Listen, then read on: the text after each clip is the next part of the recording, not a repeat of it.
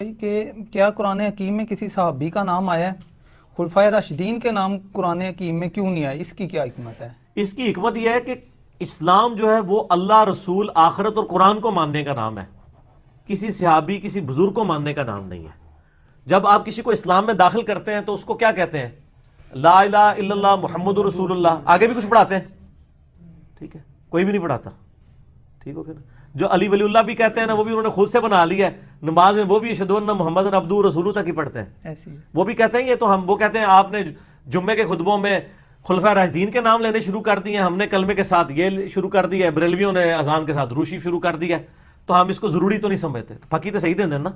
میرا یوٹیوب پہ کلپ بھی ہے، وہ کم از کم 5 لاکھ سے زیادہ لوگوں نے دیکھا ہے، شیعہ کے کلمے کا ثبوت۔ اس میں نے کئی تلخ باتیں اس حوالے سے کی ہیں۔ تو خلفائے راشدین کے نام ہونا کوئی ضروری نہیں تھا۔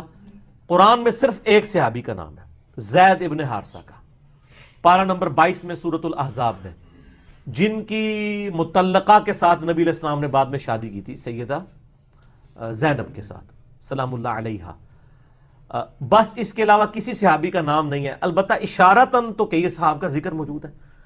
سورہ توبہ میں غار ثور کے حوالے سے حضرت ابوبکر صدیق کا ذکر ہے، لیکن نام نہیں ہے۔ ایون شیعہ کی کتابوں میں بھی ہے کہ حضرت ابوبکر کے بارے میں وہ آیت ہے، ٹھیک ہو گیا۔ اسی طریقے سے حضرت علی، حضرت فاطمہ کے بارے میں بخاری مسلم میں آتا ہے، کئی ایک آیات ہیں جس میں اللہ تعالیٰ نے یعنی ان کی طرف اشارہ فرمایا ہے۔ تو نام جو ہے صرف زید ابن حارثہ کا ہے، کیونکہ قرآن پاک جو کتاب ہے نا جی، یہ کوئی بایوگرافی کی بک نہیں ہے۔ نبی علیہ السلام کے ماں باپ کا نام نہیں قرآن کے اندر، کیونکہ یہ حضور کی بایوگرافی کی کتاب تو نہیں ہے نا، آپ کی سیرت کی کتاب ہے، اور سیرت میں آپ صلی اللہ علیہ وسلم کو جو دین سکھایا گیا وہ امت تک پہنچایا گیا، ٹھیک ہو گیا۔ اور اسی لیے آپ دیکھیں کہ سیدہ مریم کا نام ہے حضرت عیسیٰ کی والدہ کا، اس لیے کہ ان کا تعلق دین کے ساتھ جڑ گیا تھا، ان کے اوپر تہمت لگی تھی، ان کے بیٹے حضرت عیسیٰ تھے، ان کی مرزانہ پیدائش ہوئی تھی، صرف قرآن میں سیدہ مریم کا نام آیا، بس کسی اور عورت کا نام بھی نہیں قرآن میں، اور ان کے نام پہ پوری سورت بھی ہے، اور وہ بھی اس وجہ سے۔ اس کا مطلب قرآن پاک کے نزدیک اس کی کوئی اہمیت ہی نہیں ہے کہ کسی کے ماں باپ کے نام کیا ہے، ان کی بایوگرافی کیا ہے۔ دین جو ہے نا وہ پروفٹس کو فالو کرنے کا اور ان کی تعلیمات پر عمل کرنے کا نام ہے، ٹھیک ہو گیا۔ اگلا سوال ہے، قرآن پاک میں نبی علیہ السلام کا خاتم النبیین ہونے کا ذکر ہے، لیکن قرآن کے آخری کتاب ہونے کا ذکر کہاں موجود ہے؟ ڈائریکٹ تو ذکر نہیں ہے، لیکن امپلائڈ ہے، کچھ چیزیں بلٹ ان امپلائڈ ہوتی ہیں، یعنی خاتم النبیین نبی علیہ السلام کو ڈکلیئر کیا گیا، سیل آف دا پروفٹ، اور سیل ہمیشہ ڈاکومنٹ کے اینڈ پہ لگتی ہے۔ میرا ایک یوٹیوب پہ کلپ ہے، قادیانیوں کو دعوت اصلاح، وہ آپ دیکھ لیجئے گا، اس میں نے خاتم اور خاتم کی بحث کی، آج میں اس کو سکپ کر رہا ہوں۔ تو قرآن حکیم میں جو سورہ آل عمران ہے اس کی آیت نمبر 179 ہے، اعوذ باللہ من الشیطان الرجیم، بسم اللہ الرحمن الرحیم۔ اللہ تعالیٰ نے کیٹیگوریکلی ایک چیز مینشن کر دی ہے، وَمَا كَانَ اللَّهُ لِيُطْلِعَكُمْ عَلَى الْغَيْبِ، اللہ کی یہ شان ہی نہیں ہے کہ تم میں کسی پر غیب کی خبر نازل کرے، وَلَٰكِنَّ اللَّهَ يَجْتَبِي مِن رُّسُلِهِ مَن يَشَاءُ، بلکہ اللہ تعالیٰ رسولوں میں سے جسے چاہتا ہے چنتا ہے۔ تو چونکہ غیب کی خبر وہی آتی ہی رسولوں کے اوپر ہے، اگر رسول آخری ہے تو امپلائڈ ہے کہ قرآن بھی آخری کتاب ہوئی، کیونکہ وہ ڈیپینڈنٹ ہے نا رسول کے اوپر۔ جب رسول کوئی نہیں آنا تو غیر رسول کے ساتھ اللہ تعالیٰ نے وہی کا سلسلہ کرنا ہی نہیں ہے۔ آپ کا کام کیا ہے؟ فآمنوا باللہ ورسولہ، پس ایمان لاؤ اللہ پر، اس کے رسولوں پر۔ وَإِن تُؤْمِنُوا وَتَتَّقُوا فَلَكُمْ أَجْرٌ عَظِيمٌ، اگر تم ایمان کی اور تقوی کی روش اختیار کرو گے تو اجر عظیم ہے۔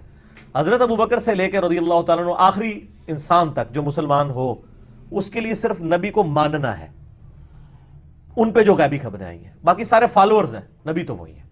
تو یہ انڈائریکٹلی تو ثابت ہوتا ہے نا، کچھ چیزیں اس کا یعنی حصہ ہوتی ہیں، ٹھیک ہو گیا۔ اگلا سوال ہے علی بھائی، کسی عورت کو اللہ تعالیٰ نے نبوت کا شرف کیوں نہیں بخشا؟ اس کی حکمت کیا ہے؟ حکمت یہ ہے کہ عورتیں جو ہے نا جی وہ ایکسٹروورٹ نہیں ہو سکتی، ان کے ساتھ کئی ایک چیزیں جڑی ہوئی ہیں۔ ایک تو وہ اللہ تعالیٰ نے عورتوں کو خوبصورتی دی ہے، اور پھر وہ پردے کا اہتمام بھی کرنا پڑے گا۔ جب پردے کا اہتمام ہوگا تو وہ کس طرح دعوت و تبلیغ کا کام مردوں تک کر سکتی ہیں؟ پھر عورتوں میں ہر مہینے مخصوص ایام ہوتے ہیں، ان دنوں کے لیے پھر وہ مسجد میں بھی نہیں آ سکتی، امامت بھی نہیں کروا سکتی، ٹھیک ہے۔ اور اگر خدا نخواستہ کوئی عورت پیغمبر ہوتی تو پھر اس کے بارے میں اناؤنسمنٹ ہوتی کہ جی آج جو ہماری پیغمبر ہے ان کے ساتھ یہ مسئلہ ہو گیا، تو کس طرح وہ ایک راز کی چیزیں پبلکلی آنا شروع ہو جاتی۔ پھر عورتوں کا ٹیمپرامنٹ بھی اتنا نہیں ہوتا جتنا مردوں کا ہوتا ہے۔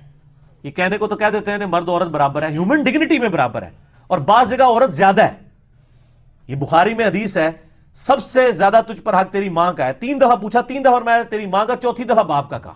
وہاں ماں بڑھ گئی ہے. اور سن نسائی میں حدیث ہے جنت تیرے ماں کے قدموں کے پاس ہے، باپ کے قدموں کے پاس تو نہیں کہا.